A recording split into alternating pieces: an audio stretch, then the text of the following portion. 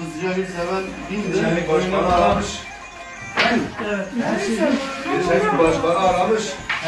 Öğretmen diye bir o kartan teyze yok getir.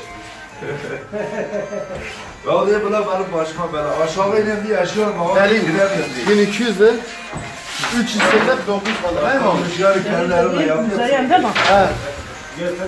Ha demiş götürmüş. 900 kalır. Yarın getirmiş Ama size.